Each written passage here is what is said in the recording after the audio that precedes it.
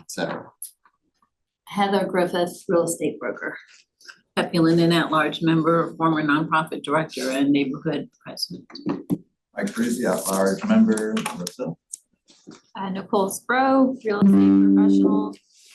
Sunshine Mathon, Piedmont Housing Alliance. Madeline Metzler, Office of Community Solutions.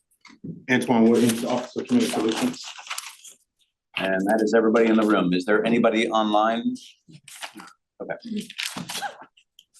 That is rising footage. All right. Agenda, so updated 2025-26 meeting schedule. Is that you, Antoine? 2025. Are we doing, should we do minutes first? Oh, no, that's next. Let's, yeah. Actually, let's do the minutes first, because that way it'll give Joy a little more time to get here, just in case. So there are two sets of minutes included, November 20th and December 18th, 24. Take a couple moments to review that and see if there's anyone has any comments or corrections. It was a long time ago. What feels like an entirely different world.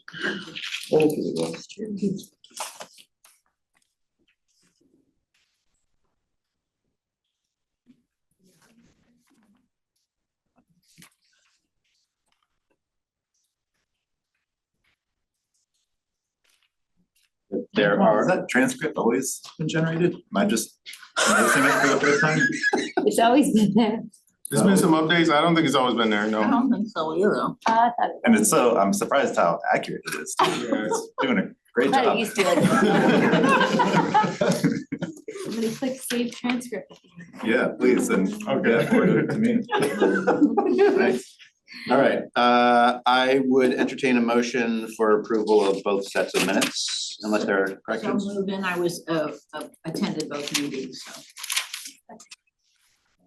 Firsted and seconded. Any commentary? Not, all those in favor? Aye. Any opposed? Any abstentions?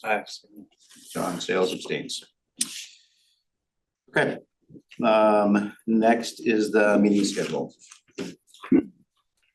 So just for a quick discussion on the schedule, it captures every Wednesday, every third Wednesday of the month. There are no overlaps. You have, sorry, you have a sheet. Sorry. Oh, it's right there. Right, yes, thank you. Page 2 of 22. Yeah. There are no overlaps for holidays yet, except for in January, we have some overlapping weeks with grants committees and whatnot. You all don't have to, but it would be kind to staff if you could consider maybe skipping that month. Sorry, which month? January. January. Oh, I Of see. next year. I see it. For next year. Supposed to be 2025. So it's supposed to start, well, everything before the line is what we're currently in. Goes 25 to 26. It's by fiscal year. Because each year starts in July. I think she's saying these dates should be 25 instead of 24. Oh, yes, that's correct. April 16th. Oh, yeah, correct, yeah. But all the dates that you're showing above the line, even though they say 24, they're all the ones that are currently scheduled. Correct. Yes. I was gonna, my computer died, but I was gonna also highlight just some patterns for us in terms of attendance. For the whole year, there's only been about 2 meetings, maybe 3, where we had a full. Outside of that, it's been after lunch and some combination or another. So you all have within your discretion to even set your calendar like on a quarterly, every other month, is a consideration for you as well.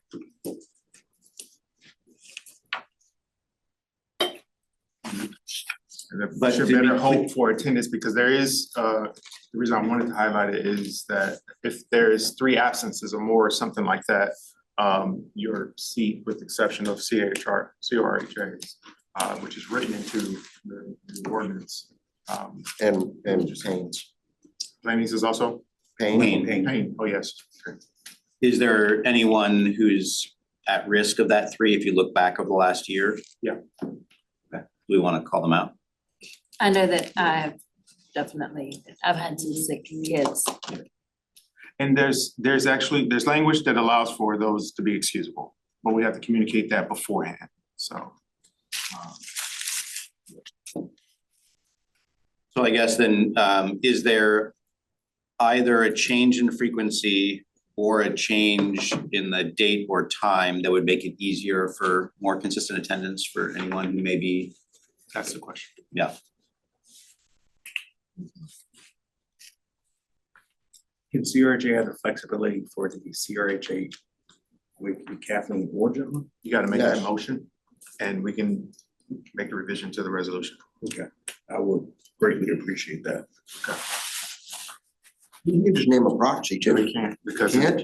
council codified it that way. You all have to, you make a motion, they approve it. To we take it approve a new them, and they person say in. yes, change it, and then we I'm can. sorry, I didn't hear what you. I would love to make it so either Kathleen, which is the okay. deputy executive director of the housing authority, can fill in when I'm not able Yeah, to come. And she comes to the meeting, so if I'm not here, Bless you. she's always either in person or online. Got it. Mr. Chair, can I move that we recommend to council that they include Kathleen Glenn Matthews as a member of the Hack and John. Can we not do it as named? Can you- Exactly. Yeah, it would have to Amended to be say executive position. director or designee. Yeah, that's what I'm thinking. Because the spirit of the ordinance is it's assigned to the organization, but the way they forgot that little clause or designate, so Can we make that for all the organizations that have a slot? push for it. But you don't, I mean, But you're actually, you all. you don't have a slot. You don't have it, it's like, yeah, you're assigned to.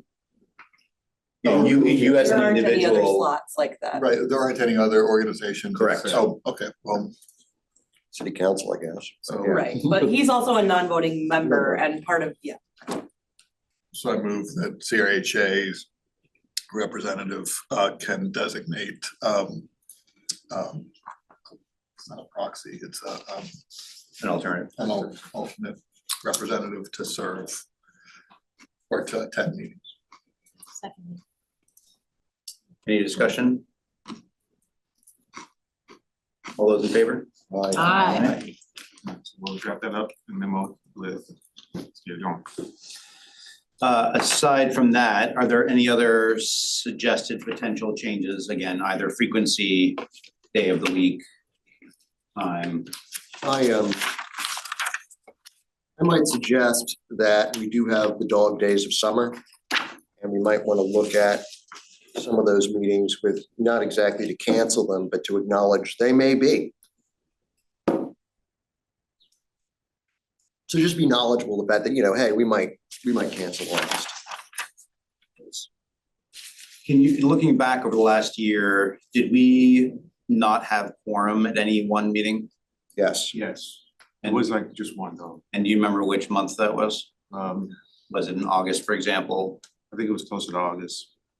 Some I think summertime? it was later than, I don't think it was the summer though, because I think I was there for it and I was allocated or something. Was it after we did the NOFA? With the governor's conference.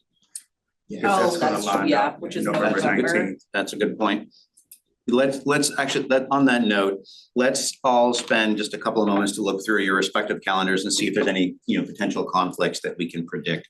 The governor's is in November. Is in November. Yeah, I'm gonna have jury duty in July. Well, You'll never get picked. That's a record. the last time I got close to being picked, I was looking at the law firm and I said, I got an 8-figure relationship with that lawyer over there. You're not gonna put me on.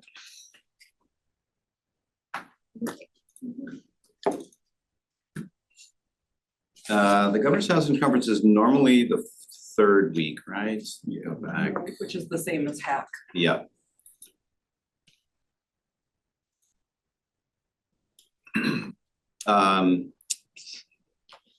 Do we want to consider an alternative date for that particular meeting?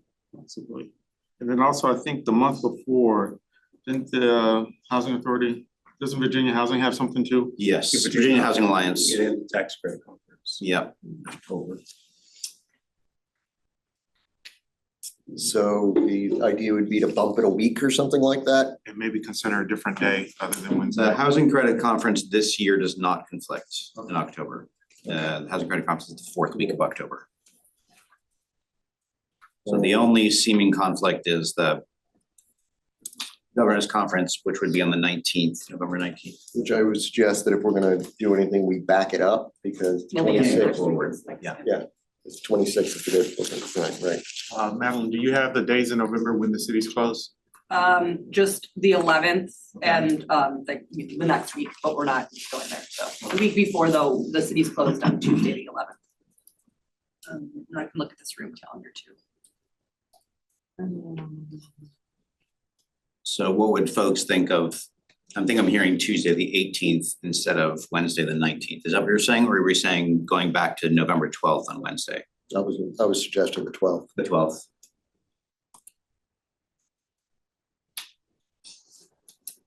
What do folks think of the 12th as an alternative?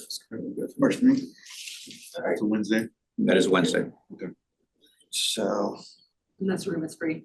So, Can you lock it in now? I think you just have to reschedule that instance for the meeting, because I can't, well, I'll just send a meeting invite for it. Just hold it Yeah, that's for fine. me and then I'll reset it. July, I'll be on vacation. The 3rd. Wednesday.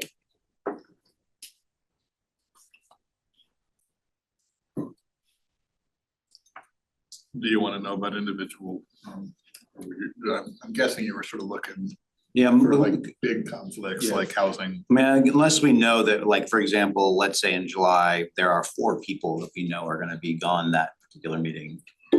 Correct. So you know in advance, we're not gonna make quorum. Right, I think it's more like summer focused, like I don't, that's where there's likelihood of more significant overlap. Hey, Joy. I'm ready to relinquish whenever you like. No, continue. All right. I would likely be gone that particular Wednesday as well, so that's 2. I don't know if there are others. Which day is it? This is July 16th. We're looking at the calendar, proposed calendar dates for next year, Joy. Okay. I mean, one thing we could do, these are all come to us as calendar dates. We can go through and accept or decline. Yes. And then you can see whether there's a problem. Or do we have to set these right now? Well, if you all agree to do that, and then I can just communicate back out to the group where there might be a weakness in terms of quorum. Okay. Last year was September and December, where we had 5 members, and I think one of those was not quorum. The one that Mike led. because technically he doesn't. Yeah, that, for example, that September, I have a conflict, I wouldn't be here. There's probably persistent conflicts there, but I don't know if that's true for everybody. Also, just for the record, I'll say that we did bring up the idea of moving to evenings, if not immediately, maybe one day. You want to consider that, or It's a bad take idea. that to a later date? Well, it's not a bad idea in terms of people who don't have flexibility in their work schedule. People who are Yeah, to come on to the hack, who we might like to join the hack. But it could be something we do midstream, but just want to remind everybody that we talked about that. I think I like that idea. I thought you might. What does that look like? 5 to 7 or?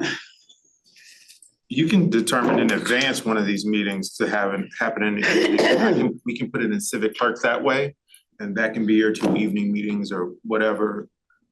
Or you all can play it by month to month. Don't, it's up to this. Far in advance will be preferable. Yeah, it's helpful for my schedule to know what the dates and times are. But I'm not currently working, and I have a lot of obligations. Sorry. Would evenings be challenging for anybody else? I'm absolutely agnostic. It is, For my schedule. Wednesday evenings would likely be hard for me. Yeah, if we were to stick with Wednesdays. Mondays, Thursdays, Tuesdays will be challenging.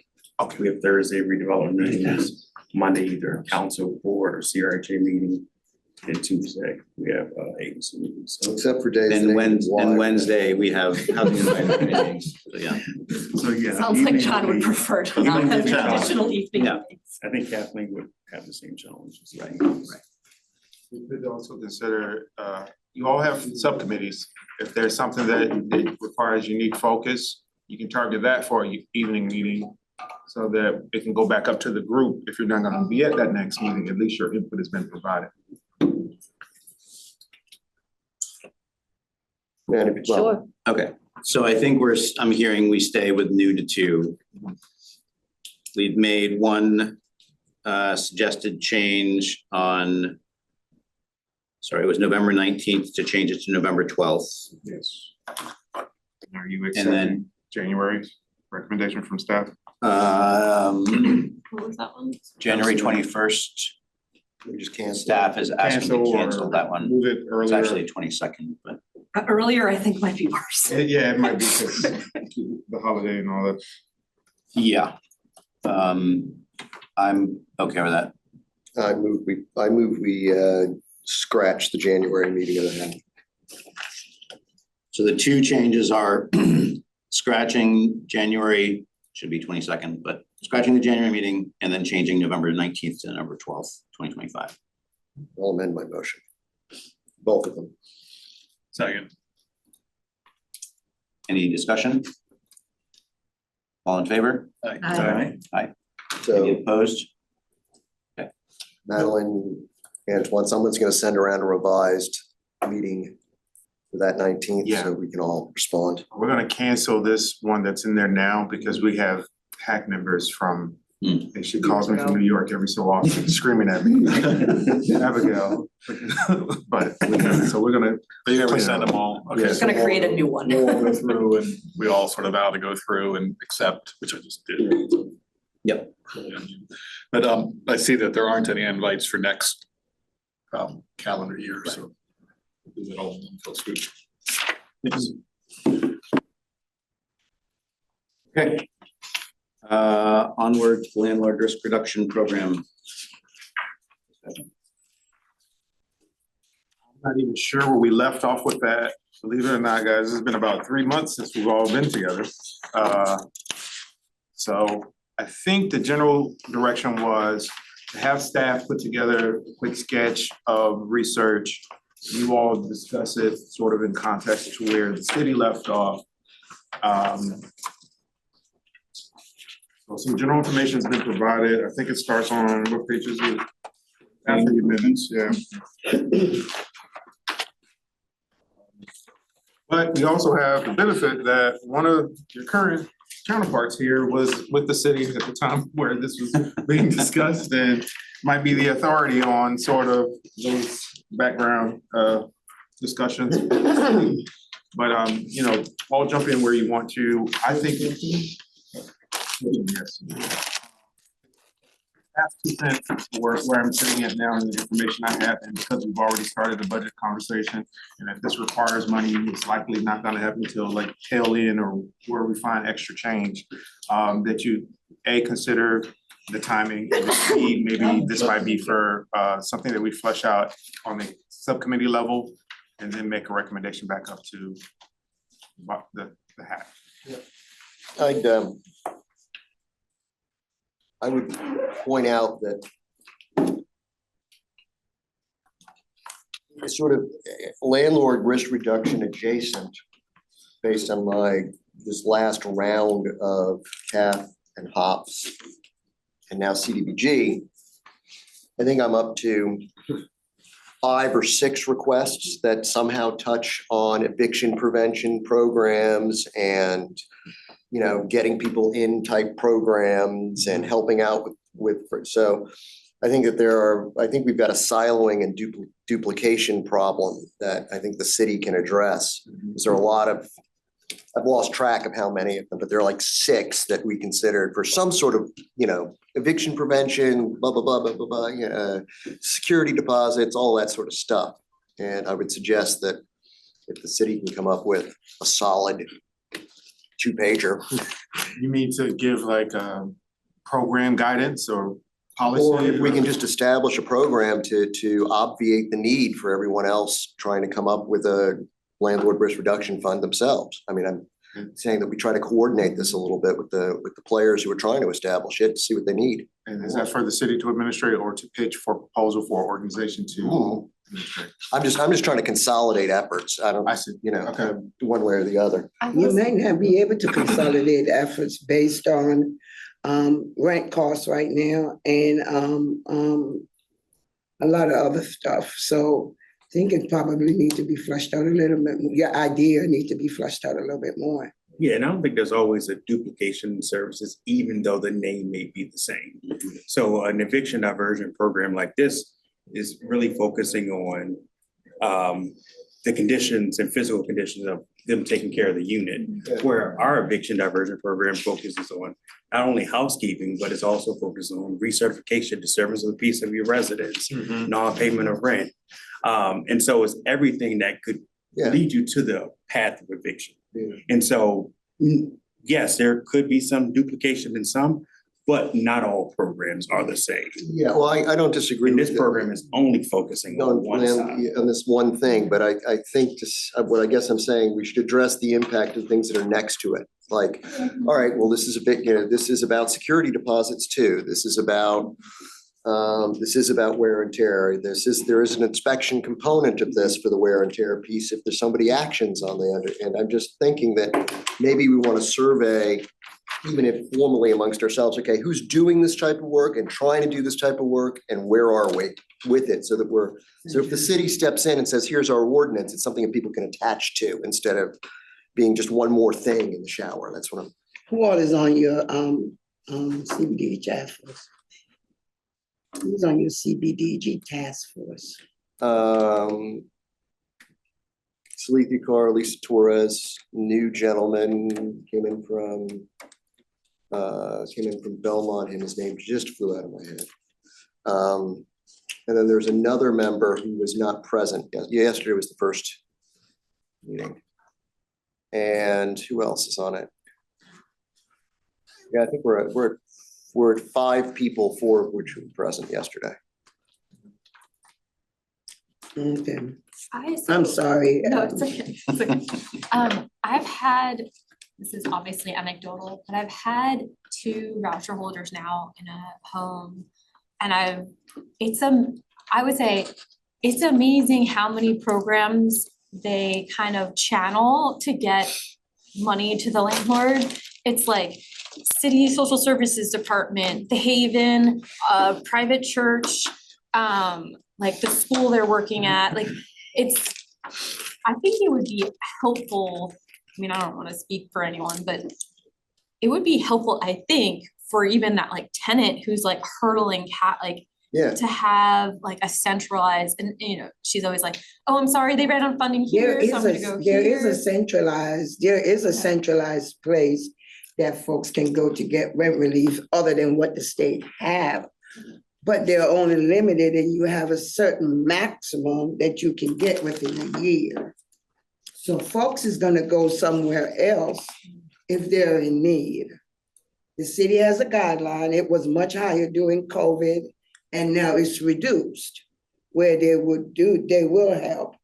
I'm not sure if they helped with down payment, security deposit, but other places, like people who are members of certain church will have certain members. It don't help the whole community. Yeah, and I think that's the key point, is that the struggle that the providers have is that we tap into 5 different sources, each of which has their own requirements and limitations around who it can serve, how much, what type of, it's not a provider problem, it's actually a funder problem. Yeah. And if there were a centralized, and this is a little bit of a sore point, but if there's a place to centralize and talk about coordination, it's on the funder side, not on the provider side. So what does that look like? I just think that for me, it's a touchy subject because I see it every day. And when folks is getting ready to get booted out, they end up in my lab. Okay, or Miss Green's lab. Right, and we have to try to figure out, because the common goal is not to make them homeless. I'm just thinking, cause you know, I'm being patient, but I know, I'm like, man, I don't think many landlords would be. And I think that like, it's hard for her to navigate all these different programs, right?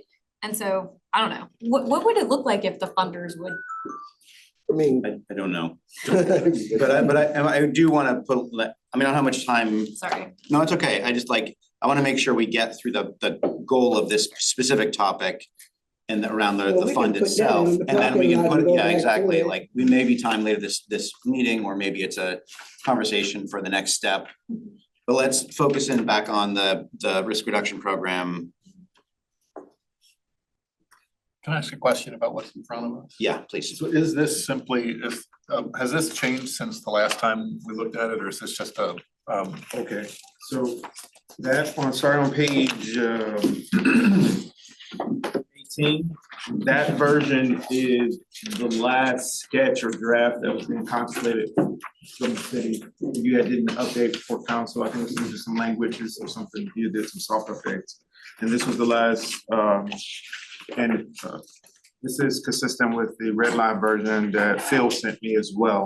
Okay. So whenever you were tinkering around the edges with this was the last product of that effort. okay. So the status of this, because I read this and it's a fascinating document, I don't know who penned it but what is the status of this? It's unadopted. It's unadopted. Yeah, that's why we're talking about it today, Okay. is to see whether or not we wanna recommend adoption. All right, It was formerly funded, that money's since gone, but yeah, I that's mean, where we were. It went through a hack process. Yeah. Long process from introduction of the idea, and it was called something different, to the idea of, we started with the idea of, and I think this came from something that Joy brought to the hack, that too many people with vouchers were unable, there wasn't enough absorption of vouchers, people were finding all sorts of, with the lack of a source of income protection statute from the General Assembly, a lot of folks with vouchers were having a hard time finding places to live. And so what we were looking at regulation versus incentives, and we sort of landed on this incentive program for landlord to make it such that it actually was a benefit for them to accept this. And as I'm reading this, I think I'm trying to remember where our heads were 6 years ago or whatever when we were debating this. But the idea was to actually provide an incentive that's over and above what they statutorily can require for a security deposit. So they can essentially, they're guaranteed, if they forego the security deposit, I think what this does is allows them to fall back without having to take someone to court. 2 months worth of basically doubling of a month's rent, which is more than I think they're allowed to charge the security deposit. So am I remembering that right? Yeah, I thought we allowed them to charge what they could charge with the security deposit, which was 2 months, right? Right, there was a maximum, but it was up to, it wasn't like an automatic, there was still an inspection process and everything else to justify the claim. Gotcha. What we wanted to do as we looked through this was to make sure that this wasn't something that was feckless. In other words, that it was something that actually would provide enough incentive for landlords that they would do it. And the additional idea was to ensure that, like, also to be as an efficient use of resources by having a guarantee. It wasn't that we were deploying massive amounts of money in security deposits that were sitting in bank accounts across all the landlords. It was a guarantee program, recognizing that much of the time it would not actually be utilized, or for someone who's lived in a place for 5 years, it wouldn't even be, it would just sit there as a guarantee. So now we can actually get a data point. Nicole, I'm wondering from your experience as a private market landlord who wants to rent to voucher holders, would something like this provide enough incentive for you to utilize it? I was just gonna ask, so yes, often voucher holders have young children who, just to be blunt, do cause more destruction, which is okay, but another thing is the Haven is providing security deposits. I think that for me, I think this would be a better thing because of the higher increase in the like you just said. Right. But why, why not also allow the private keeping of the security deposit, right? Like, sorry, I'm explaining this.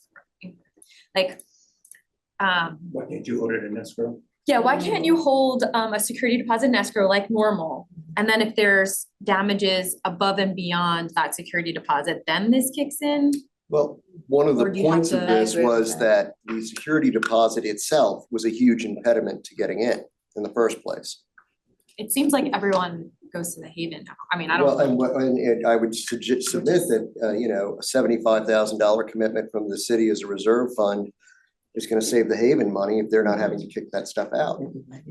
Yeah, I think the idea was that it was intended as in the sort of like engineering space, like a diversity of requests upon that. So like out of 10 different people, 10 different households, one might have no security deposit pulled down because the unit was just fine. Another might have 500, another might have 2,000, like kind of depends on across the spectrum. But the idea is that you, by having 75,000 set aside in a fund, you could leverage the ability to have, say, effectively $300,000 worth of security deposits without having to put that money actually on the table. It's intended as a cost efficiency measure. I see. Absolutely. And, That makes and sense. one of the things with the problem with the Haven is that everybody doesn't get served, and there is a minute process that they have to go through. That's why it's always been really late. Yeah, because they have to call the homeless line. And then somebody will call them back. And then after that, they have to answer all these questions before they get in the database. And so what happened in between that is the right now doesn't get dealt with because they have to wait, and they say 24 to 48 hours. Sometimes it's 72 or more hours because we have to call them back. So something needs to be tweaked with that. If you're calling the emergency homeless line and nobody's calling you back within 24 hours. The other, to your point about it being the emergency homeless line, there are a lot of circumstances where this is just, I'm just trying to get into an apartment here. This isn't like, it's not a homeless particularly, but I need the security deposit money from somewhere. Yeah, they're homeless. Right, or they're gonna be homeless. Yeah, right. Right. So that's the line they call. Yeah, right. Because then what's supposed to happen on the other end, they get a case manager who works with them to find a place, and then they'll pay the first month rent and the deposit. But it's a roadblock getting through that. Yeah, and it's often late. How much does anyone have any idea, sort of orders of magnitude, how much the Haven has to basically take out of, basically how much is the Haven funded every year for this? How much money do they have out every year? And what's their source of funding? Because if their source of funding is, for example, and I don't know what it is, I don't think it is, but if it's the housing fund, this is essentially saving money from the housing fund that can be reallocated to the Haven to do other homeless prevention. Yeah, well, activities. yeah. I do wanna, before we jump in, does anyone have an answer to that? Because I wanna I provide some don't have an clarification. I just looked at the details here, and there's a little bit of clarification I wanna provide. But I don't think anyone knows offhand. I don't know. Do we have So- that buried in the CAF? We would have to refer to their HOP application, CAF, their award agreements, because I don't have. I don't know it off the top of my head either. All right. So the way that this is currently proposed is it's actually up to 3 months rent, not 2. But the other thing that's important to note is that the fund can be used for damages, that kind of thing, but it can also be used for payment of accrued rent, including reasonable charges for late With payment. security deposit cannot. Right, exactly. law. That was part of the reason, like, to make it sweeter from the perspective of a landowner, a property owner, is that they would want to take this because it can cover accrued rent, it can accrue amount of damages that the landlord has suffered by reason of tenant's non-compliance. Damages or charges provided in the rental agreement, et cetera.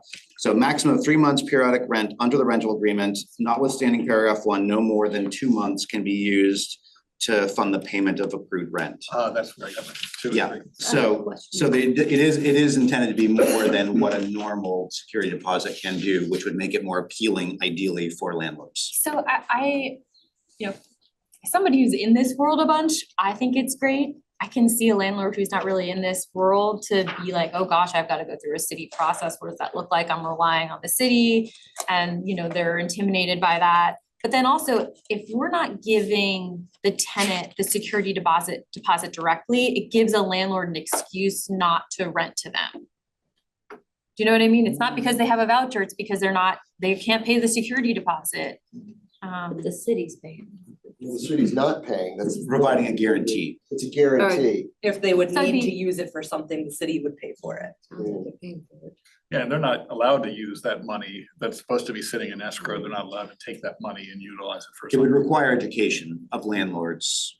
Most definitely. And a reductionist process for the application.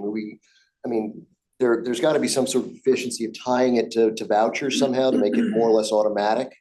So that anyone hunting for housing with the voucher, there would be a simple four-color explanation. But I do wanna highlight that there are, like, we debated this is back 5-6 years ago, something like, as I'm looking through this, I'm refreshing my memory. We Started 8 years debated ago. pretty heavily around, okay, so if we're providing this sort of backstop, what is the skin in the game for the tenant? So that they don't just skip out and whatever. And, you know, most people that are not gonna do that, but there are, you know, risks of abuse if it's not structured well. And we debated back and forth what the right strategy was, but what's in here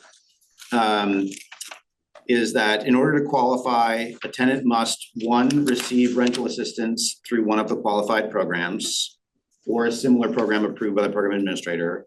Two, complete an approved in-person resident tenant intake and education program prior to signing a lease, essentially like a, what does it take to be a good renter kind of program. Three, complete a move-in inspection, which, you know, you wanna know what happens anyway. And then four, the resident, or the tenant, has to participate in a financial coaching program or contribute 10% of 1 month's rent over a 12-month period to the fund.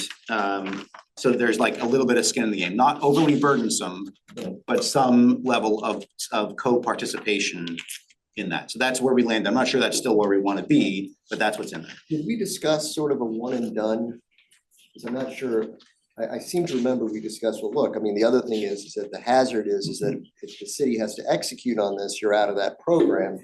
But there are cons for that too. That's number 4, they'll be They're disqualified just, well, yeah, so we did stick that in if there. it's more than $1,000. I have a question. I actually own a couple investment properties. And as a landlord, I'd wanna know that, like, let's say the tenant like breaks a window. That typically would be on the tenant to repair that window. So what kind of assurance are we gonna get as landlords that things are gonna be taken care of that need?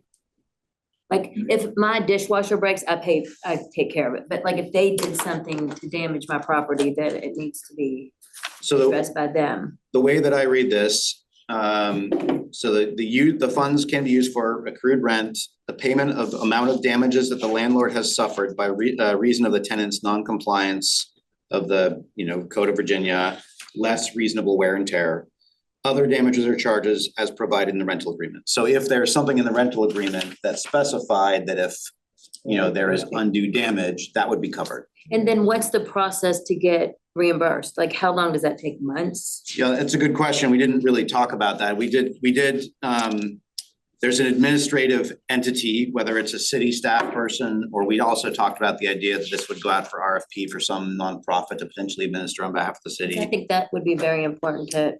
It does say the fund administrator will release payments within 21 days following its review, .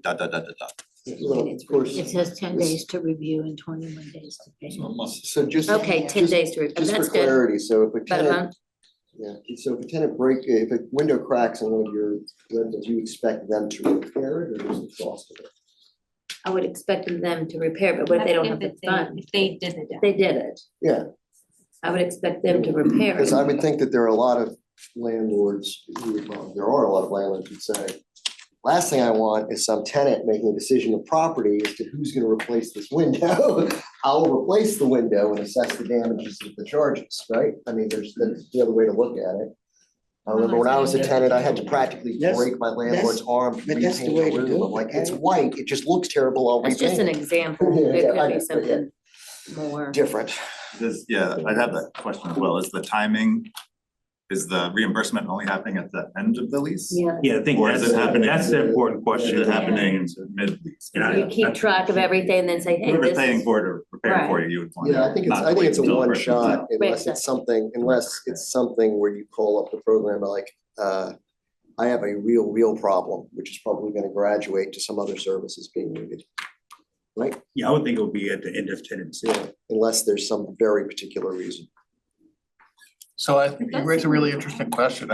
I wanna kind of play out that scenario and make sure I understand that we got this right. So let's say a tenant comes in, they break a window, a $1,500 window. Is there an incentive in this for them not to pay out of pocket to fix it? In other words, does this give people sort of license to not sort of be a normal tenant whose responsibility is to fix it? And I Well, know, But wouldn't It your has the lease, voucher attached to it, which will have a requirement that the Yeah. window would need to be fixed. But what if they don't have the deferral. funds to do it? Well, the landlord would have to fix it and then bill Okay. the And then at tenant, the bill end the of tenant. the, and bill the Yeah. tenant, and at the end, that's when you would collect it from the Collect it landlord, from- okay. like the risk reduction fund or this one called. I'm thinking that's how it Dan's point is works. that, does that incentivize the tenant to then, take better care or not take care. Well, I think the Well, it's right now, one with the way thing- it's structured, like the tenant can be disqualified from further participation in one of three ways. One, if in the event the landlord accesses the fund for accrued rent. Not repairs, but like if they use it, then they're no longer eligible. Two, in the event the landlord accesses the fund for damages exceeding 1 month's periodic rent or $1,000, whichever is greater, may need to look at that number. In the event the tenant fails to complete financial coaching or contribute to the CAM. so can I then talk this through Yeah. with that? So I think, maybe to answer my own question, you go in, you break something. The landlord says you need to fix it, and typically speaking, and this is what's with voucher program says is you need to fix it. If not, you'll essentially be, it's like the equivalent of a lien. You'll be billed at the end of the process, right? The penalty here is the landlord says you have to fix it, and if they say, well, I'm not gonna fix it because City of Charlottesville's gonna pay for it, at the end, basically the recourse is that they won't qualify for this again Oh, at that's- the end of their term. Is that, do I have that right? I think so. Yeah, but I think either option, if it went the first way, they could still potentially not qualify for the program again. A lot of folks are gonna have a problem, like if Right. they're accessing these funds, they're gonna have a problem paying a $1,500 That's what repair I'm bill saying. anyway, on top of their rent. I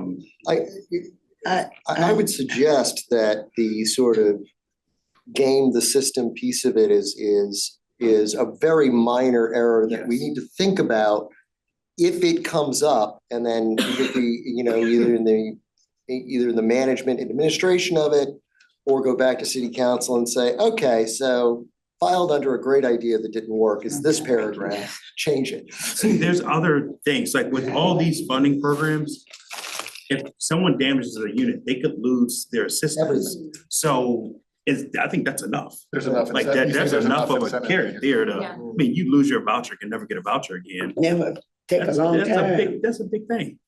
That could be And part of the and that educational actually program happens, too. like we had someone who damaged a unit about $10,000 and he lost their voucher. So it happens, and I think that may be enough to scare folks. I just don't wanna sort of structure the program as with an eye towards this idea that there's gonna be a gaming that requires all that attention on it. I mean, So I it think, doesn't really. I think first you would have to follow your contract with what's in the contract as the lease. That's the first thing you would go with. This is beyond, this is something else. But so in my mind, just from renting, every lease I sign, if there were things that were wear and tear that the landlord was responsible for. And there were things that if I did or my kids did it, they fix it and they charge me. It's an addition to my rent. It's not saying to the client, you have to pay for it. It's part of the, And then if they don't pay for it, then it's when you start looking, if they don't pay for what you have paid for it, that's when you start, I think you should start looking at maybe what this policy is saying. But I think it's what's in the lease. You have a contract. presumably part of this, a part of a lease, or, you know, would incorporate a reference to this as well. Right, because the lease is gonna, It will still be, I wouldn't say that. I wouldn't say that. Well, what would need to happen is an addendum would need to be signed with the city or whoever administering this Right. program, the tenant, and then the landlord. yeah, that's, so it would be incorporated Right, into the lease. but if nothing first else, it it's will the be your security. lease, what's in your lease, what you say is your obligation, and what you say is my obligation, right? And if I can fulfill that obligation, then you go to the next step. I don't think you fix it and said, you know, if it's broken, you don't tell them, oh, you fix it, but they probably can't, they don't have the money for it. Okay, so if we're comfortable that this isn't creating perverse incentives and there's enough teeth in the rental agreement and in the voucher agreement and potentially losing this going forward, then I can circle back to it's. I do have a question though, Dan. How you doing? I ain't seen you for a while. But that wasn't the question. So I'm just wondering, do we have enough safeguard that landlords don't abuse this? Yeah, because landlords, I would say so, because landlords aren't getting the money. The money is sitting with the city or the administrator. There's a pre-inspection, a Okay. post-inspection. Yeah.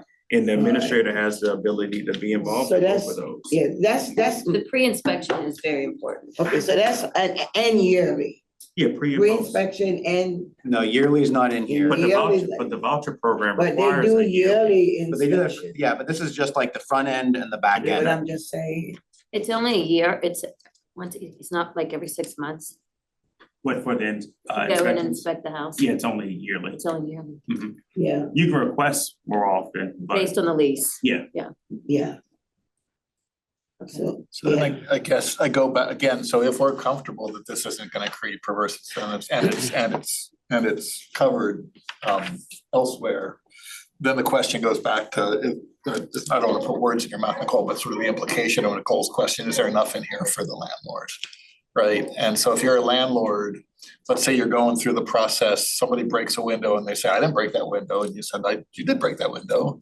And they said, well, how are you gonna get out of me? They'd have to file suit, right, if there's a disagreement.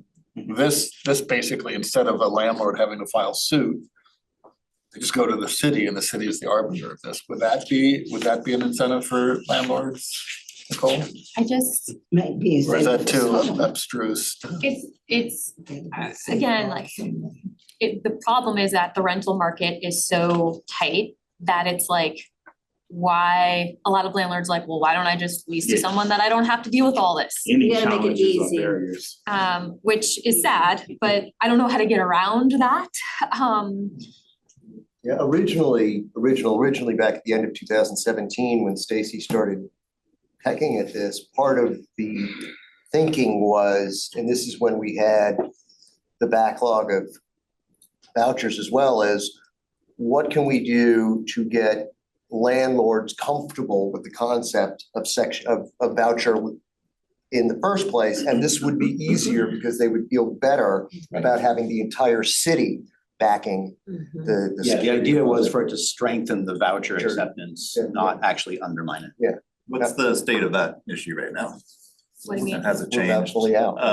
Are vouchers being leased up? How many Yeah, are You not? see a so lot- voucher lease up is a problem, but it all depends on the person themselves. So like every person has different challenges.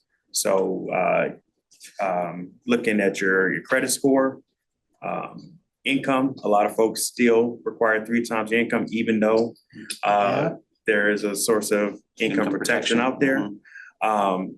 Criminal history, a lot of folks are looking back 30 years at what someone did when they were a teenager. Really?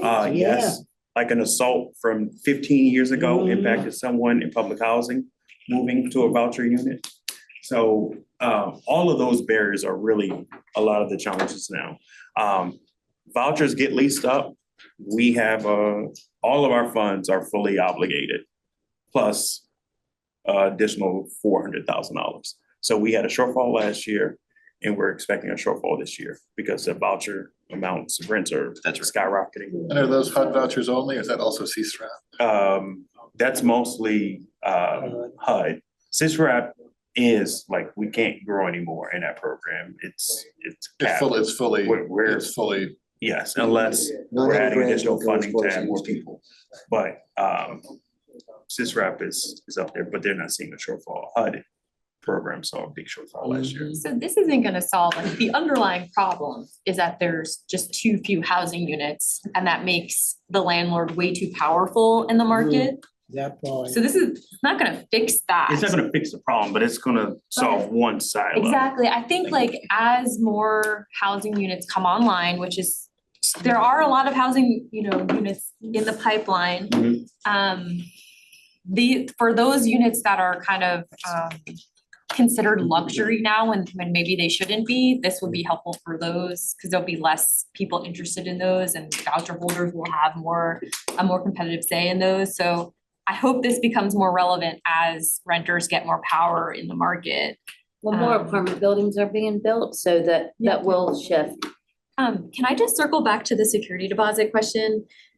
So and this is a legal question that I don't know the answer to, so I'm sorry. Can we codify that the guarantee from the city for the security deposit will satisfy the security deposit requirement, so it doesn't give landlords another reason to not accept a voucher holder?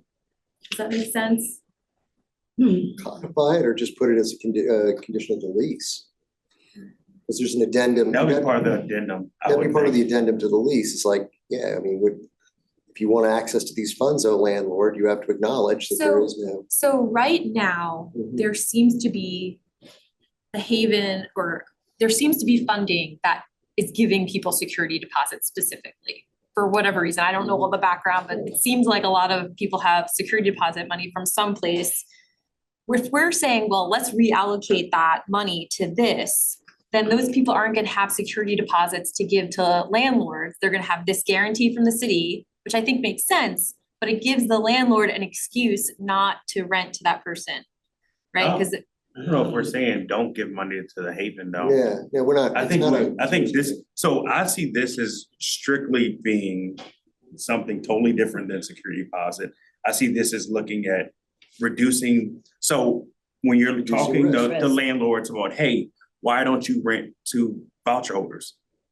Just be really blunt. They tear the unit up. This is supposed to fix No. that. Yeah. This is not just security. This is, oh, they tear the unit up. We don't agree, I don't agree with that model because you can be rich and tear up a unit. Yeah. But that's what we hear from landlords, so Yeah. I think this addresses that. so This- can you accept a security deposit in addition to the guarantee from the city? This would say you cannot. So that tension, I think, would give landlords an excuse not to rent. Cause they're always looking for excuses not to rent to a voucher holder. But they have that excuse But- now. Yes. They have that excuse now. This is in try to get those folks, this is not gonna be a silver bullet necessarily, but it will get some folks across the finish line where previously they might have said no to say yes. So these are for the landlords that are right there at the door, Yeah. at the door sill, but they have that little concern about my unit. And so this is supposed to ease those concerns, not for the landlords So that are I'm like. gonna pause for 1 second, just because I have to head out to bring my dad to the doctor's appointment. I'm gonna hand over the meeting to Joy. One thing I was gonna suggest before I go is that I know, like, I didn't have a chance to reread this before this meeting. There are parts in here that I had forgotten from 6 years ago or whatever. One suggestion is that we do, either we have a subcommittee kind of like re-vet this, kind of like we did with the land bank, and kind of make suggestions for updates, because inevitably there are things that need updated. Or we, all of us read it and then come back together and go sort of like section by section next time. Yeah. The other thing I would suggest is, back then I have, like, I don't, when we constructed this, the Haven wasn't administering down payment assistance as an example. It might make sense to connect with Owen and just sort of understand what he thinks about this. and get that input in the meantime as well. Well, I agree. That's the fundamental question I think I have now, because we solved something, the rationale, we solved something 8 years ago that, or 6 years ago, that's no longer necessarily the rationale. It was very, very specifically that families weren't able to come up with their security deposit. That was the reason why we did this. And now there's been, since that time, we came up with this, it never got put into action. The Haven is now spending some unspecified source of funding on a security deposit that ultimately doesn't, it may be more attractive to landlords, but it actually isn't giving landlords as much security as this does. Yeah. We should revisit that rationale. So I don't think we can, because it may be that if the Haven's working just fine and they say, we've got plenty of money from a source that is outside of the city that can't be repurposed for something else, then we'd be fixing something that isn't broken. But my guess is that the Haven is having to obligate a certain amount of money that could be going into direct service. And if we could solve that by replacing that without creating this other problem of having landlords saying, no, I don't wanna do this, then that's a big thing. Let's say it's, I don't know, $500,000 a year, $300,000. And to be clear, it's not just the Haven, like the FOC, we've done down payment, rental, security deposit, thank you. We've done that as well, which takes away from our ability to do eviction prevention for like rental assistance. So there's clearly a need. So then Because it's unleveraged Yeah, cash. so my add-on, before we look at this, whether, and to what you said, before we look at this either in subcommittee or back as a hack, is for us to quantify that. Because if we're spending $50,000 we're obligating $50,000 to $60,000 a year of city money and saving nonprofits in the city $1 million, well, then it's a no-brainer. And still getting the same amount of uptake. Yeah. Then it's a no-brainer. But I also think it would be important at some point to get the feedback of the organizations listed for whom this would be applicable.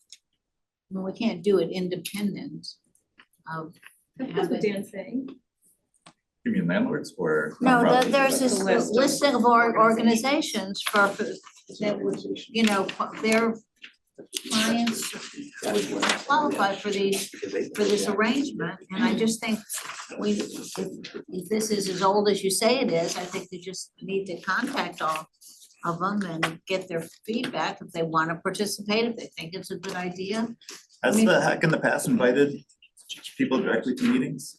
Oh, Like yes. somebody from the Haven, somebody from Support Works? I'd be fascinated to talk to somebody at the Haven. Not to mention, somebody would presumably need to be administering this program, so that also might give us a good opportunity to get people familiar with it, and maybe one of those organizations would have some interest Yeah, in that's administering the part I program. found confusing about RFP.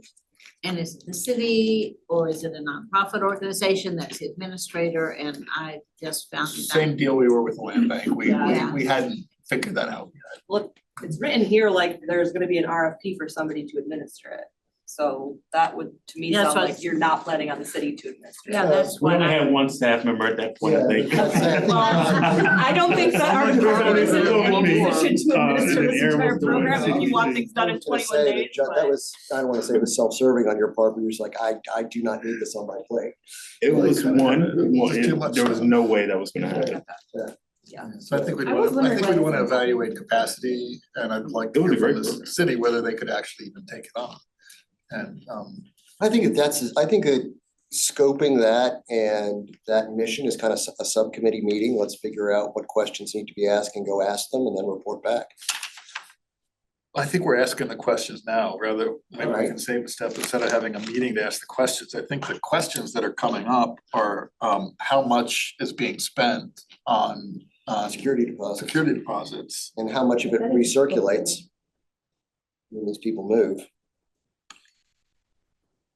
So we'll need to find out from the Haven, from PHA, who else, John or Joy, do you know, administers? There's a, City of Social Services, right? yeah, social Yeah. services does it. On and there's a page couple- 18, there's a list of boards. That's what I said, that was the list No, but they're of- not all the ones who administer. No, they're not all. No, but Yeah. then the ones that I would want. I know that International Rescue Committee, because they were ones that International Rescue applied Committee for does funding that. to help fund their eviction Virginia prevention program. organizing sometimes. Partially did that.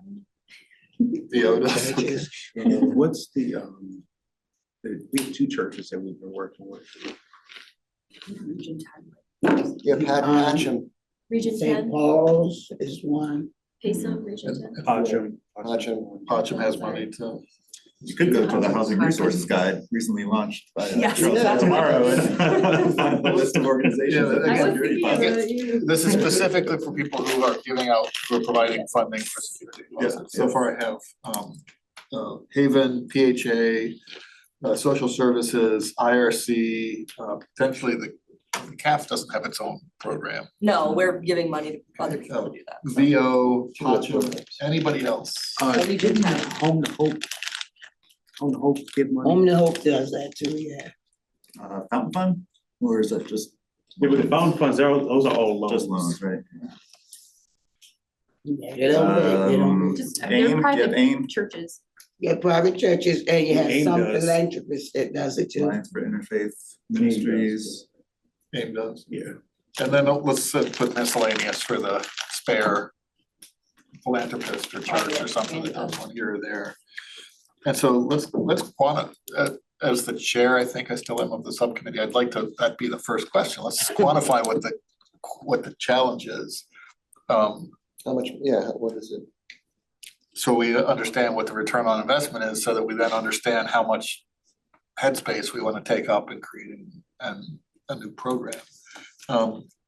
Once we do that, I think we can, then I think some of the other lingering questions, I think the idea was let's bring in the. Yeah, well, this list is on page 18, that's at the top of this. I mean, I would just think we want feedback on, at some level from, veterans' families, Right. IRC, So- Pacham, do you know what I mean, to see how they feel about this. So the VASH is gonna be CRHA, because we administer that, the VASH program, Veterans Affairs, Supportive Housing.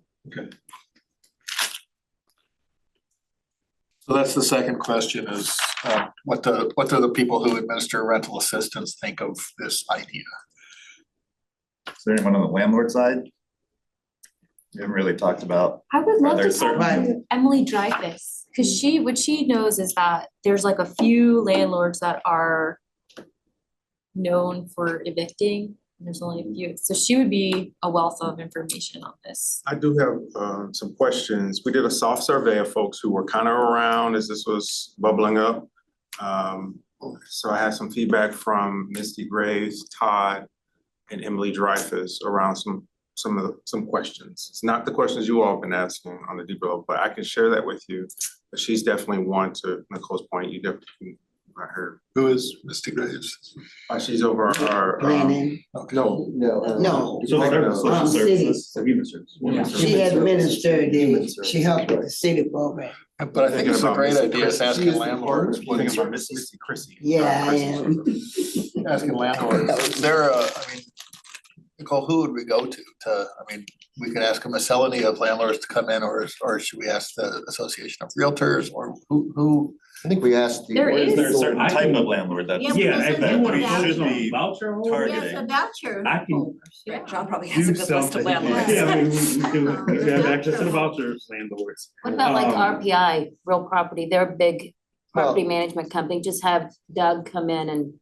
Well, the real question would Honestly, be, John all would of these folks, if they're providing security deposit assistance, they're writing the check to somebody, there's your list of landlords. Yeah, and the city just gives out like $800 to if you're a new approved landlord. So we had a program where, we were trying to get folks leased up into units.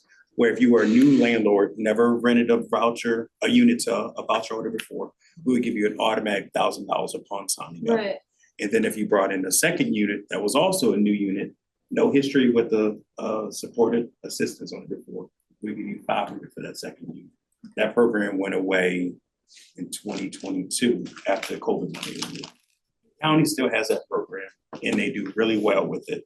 We don't have extra funding to set up an incentive program, but that incentive program works because it That's in gives here on folks page actual money. Yeah.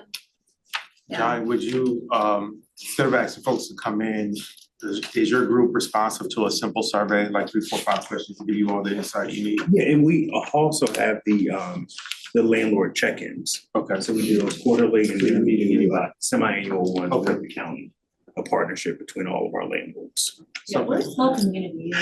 Yeah, the landlords are the same. We have the same landlords as our remote county. There's no difference. It's all. How many landlords do we have in Charlottesville that do this? We print out over 300 different vendor checks for the HCD program alone. That's way more than what I thought. Yeah. It's good. We have a lot of small landlords with 1 or 2 units. And then, of course, we have the massive ones. So where we headed with this? I think Antoine's on the right track here. I think we should put together a series of surveys that we can send out where we can get, so I don't know that we need to bring in all of the providers of That's listed. no, not the list of all the providers of security deposits. I think we can do that with the We just need survey. the data. Cause I think we wanna know, like, how much are you spending, right? Right. And where does what's the source of this funding? Then I think it's a different set of, different set of questions, like landlords. I think that would sort of be an explanation of what this is, and then a kind of a general question, would this be interesting to you, why or why not?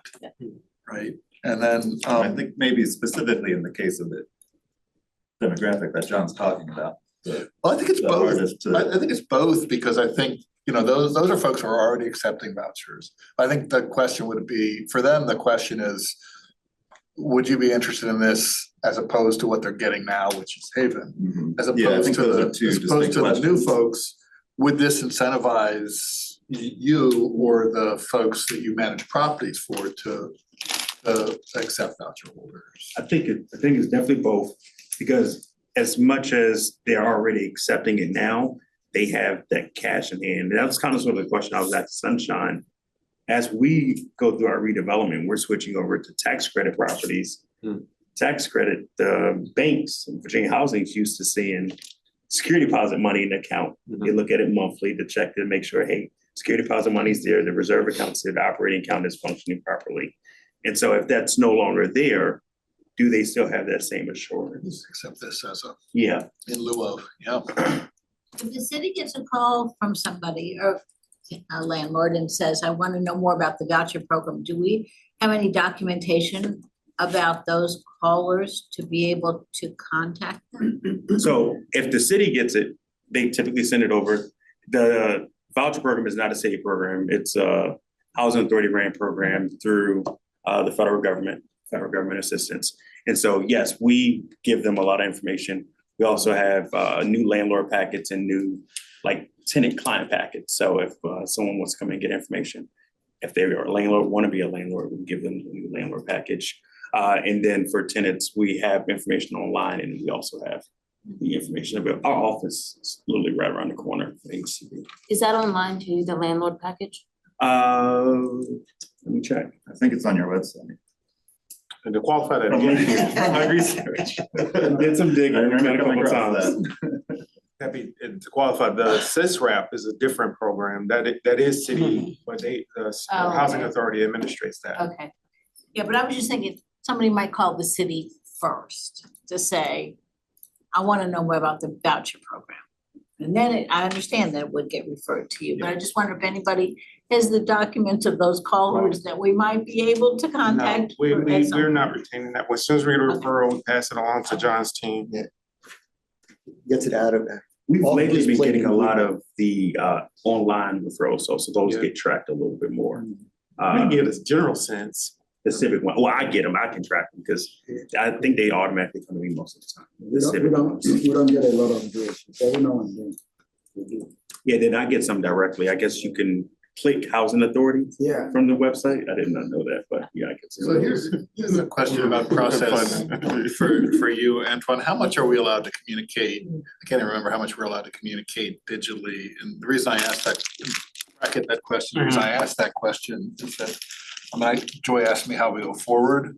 I would suggest that, is that we somehow, maybe you and I, Right. take the input that we've heard so far and put it in the form of some draft surveys. Right. And then circulate those surveys to see if we're asking the right questions to the right people.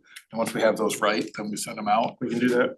Antoine is the nexus for that. Yeah, that works, because he's just sending out information. And but then then, you're getting input from people, So then that just comes back to me, but you can leave everybody. Here's the secret sauce is this. You're addressing Antoine in your email with the recognition that everyone else is their own copy, but it's coming to me.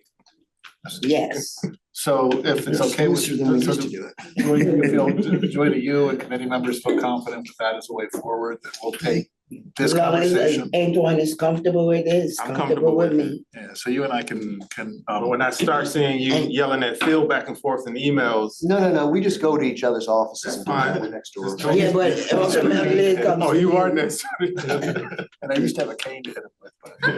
Yeah, right. You guys put the soda can against the Okay. wall and. But, so we'll do that, And then at our next meeting, we will, either that, or what do y'all think, a subcommittee meeting, or just bring this back to the full meeting, I'm fine either way.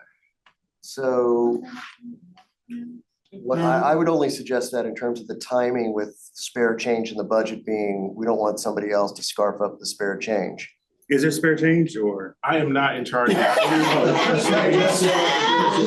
I hadn't heard for it. I thought I heard he was gonna find money towards the end of the year. I didn't hear there was spare change. So I thought we had a longer runway. I'm not on that team. It's 110,000 that Sam's got now. that- Yeah, so You can come to, there is a forum on Thursday, council forum. then you'll find out. You can come. well, there, okay, to that point, from some recent changes, that there might be some scripture, but that's already probably being pre-programmed. Yeah, well, we might have moved faster rather than slower to get to Sure. demand So to your 50 point, grand of it to be set aside. That's Yeah, fair. but I think that's money that's already been set aside in the past that they're wanting to spend, not money to continue to set aside until a program may or may not be up and running. Like, this isn't something we're gonna be running tomorrow, so even if they set aside $50,000 in the budget It's really this next year, it's, we're not gonna be. So We got doing time. anything with it. How long did the last 75 sit there? He said he got time. To the next budget cycle, it was gone. Okay. Yeah, So you say we have time? I mean, to work on FY 27. Yeah. Plenty of time. Okay. Not 26, that train is I gone. find this very impressive. I mean, this long predates my involvement with, Right. I think that this vision, this approach is And that really is the- I find it very impressive. And I think John's taken it was the fourth rewrite of that, more or less from the, It was almost done. If COVID wouldn't have happened, this would have been. it would have made it. No, seriously, No, I know, it it's was just done. It went to city The list of council. those things that's We in had all agreed as a group. It took a while for us to get there, but we got there. And then COVID happened, city sent everyone home, and then we started building. How do you keep stay in your mortgage? How do you stay in your house and not get evicted? So we focus on those programs. We need to promote it to landlords, this Yeah. program. Oh, yeah. Yeah, there was a plan for advertising and marketing. COVID happened and it went. So next steps is for you and Antoine to get We're gonna together. do the survey. Do the language for survey. that's what's going out to the organizations, right? Is we're gonna make sure that reads Right. right, but we're gonna send it to the team first. Yeah, I don't think we need to meet until we get the data And back. so next month, so we'll put this back on the agenda for next month, or is that too late for you? Well, I if don't we- think it's gonna happen this fiscal year. I don't think it's gonna this is happen, for yeah. next. All right, then. So we can put it on Next month. next month agenda. All clear minds? Well, you could, you know, Okay, go ahead. when you get closer to July, in terms of those who shake couches and find the loose change, it might be some around, but I think this time How around, big are the couches? in I don't City Hall? know, they won't tell me where they are, so. Okay. I think at least if you start drafting and get this final, you put the paper in front of the dollars this time. Cause I think Okay. the dollars got approved quickly and then you did your diligence and then we just Gotcha. didn't, COVID happened, you didn't catch up. That's right. I think the hardest thing for city staff, council and us to think about is who's gonna administer it. And that will take a little bit of time to set that up. So I don't think I'm not sure that can time with this budget cycle, but I also don't think, I think if we stand it up. John said an administrator. Let me say this, I didn't say when John was CRA. here, he said administrator and he was only a team, army of one. We are army of one plus one in housing. And I still feel a little bit the same way. I'm reluctant to take on new programs without finding the capacity first. But Just wanna- Heard you. So you didn't change fund administrator for a reason. I think the previous discussion, it was concluded that, let's find somebody else who has a similar profile. I think Hack, leaning towards Anthony Harris. I didn't He's in remember the that. county now. remember. Yeah, he was with. And then he said he was going to evaluate that. He did agree in principle, that, So Shayla Washington, thank you. Miss Washington. Shayla, jump off a cliff. All right, so we're clear. So number 4 on the agenda is next meeting. It's not March 19, but April 19. April 19th. Wait. No, Verify that. April 16th. 16, April 16th, okay, 2025. yes. So now we can go to public comment. No.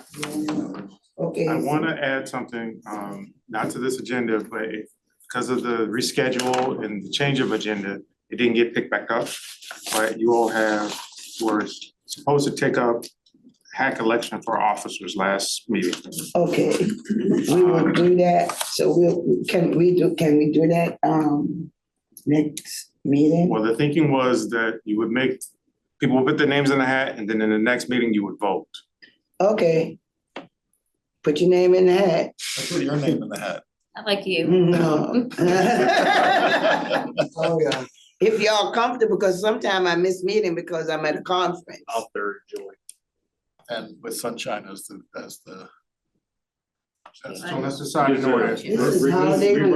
Let's go with Is this a formal nomination? formal nomination for chair and then co-chair. Yeah, I'm No, I think the seconding. formal nomination would happen at the election, right? I mean, we're just putting people. Yeah, you're not electing right now. No, we Just put names We up. ain't voting on anything, All right. we just We're just saying showing who who is the candidates are. interested. Yeah. Are you okay with being secretary still? You're wonderful, so You are good. You are like. Well, now that he knows about this transcript. Yeah, now that the transcript is here. No, I would, maybe this is an offline discussion.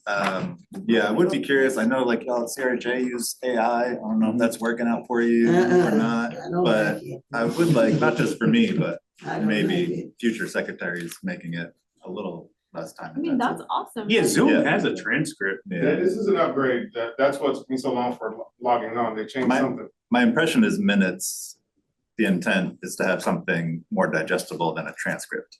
Is that You can accurate? com- But it you can really convert is it. helpful. I mean, if you have the text, you can just. But I believe that AI could Transcript. summarize the transcript. I think Yes. that's a capability also. Yeah. Yeah, there is an automatic Yeah. Well, capability it now says it that. right there.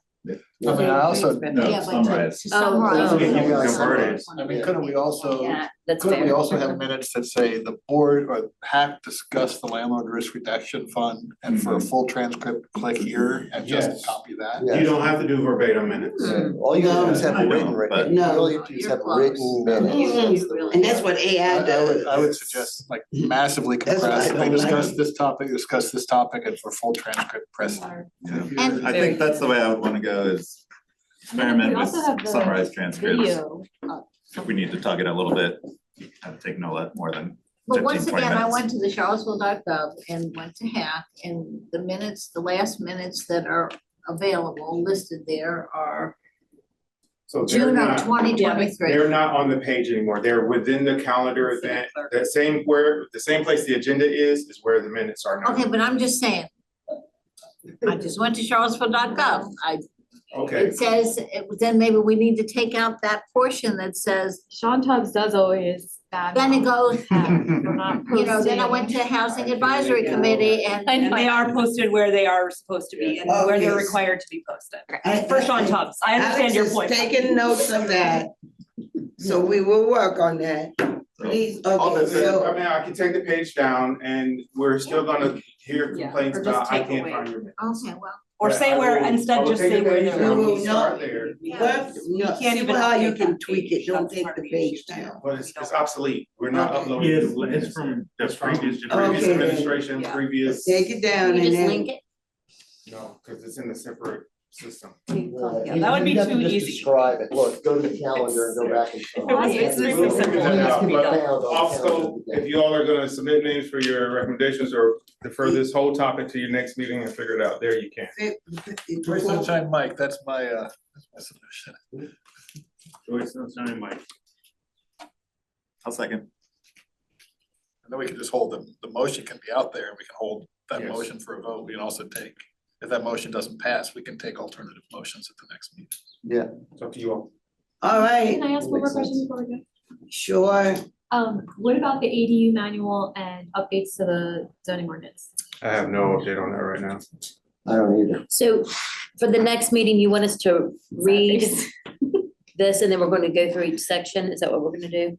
Yeah, that's what We're gonna get Sunshine information. suggested We're before gonna you have a left. survey and get more information.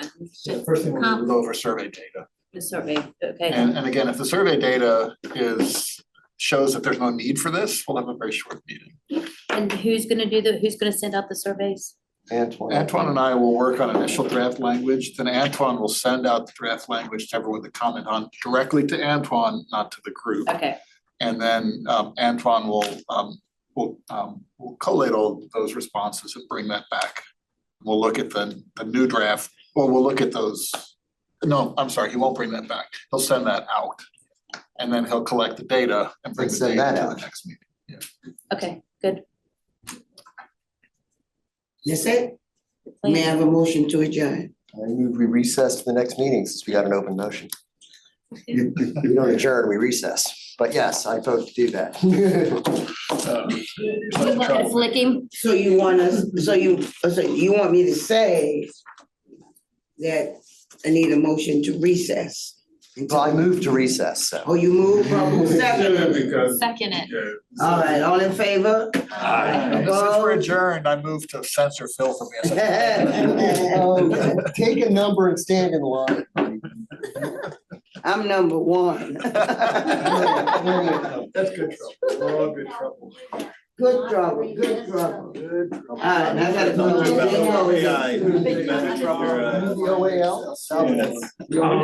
For what, so for redevelopment, Vote this state with government. Morgan You doing Lake, okay? a UVA student. Same here. Yeah, she was an intern with us a couple years ago, and then we actually ended up hiring her on part-time. What's their last name? Link. Link, L-I-N-K. L-I-N-K, Like, is it yeah. Like those acronyms, and I'll put them on the. Are there any cities that just rent the units I themselves? thought it would have gone to city council 2 months ago is what I thought, and As a council.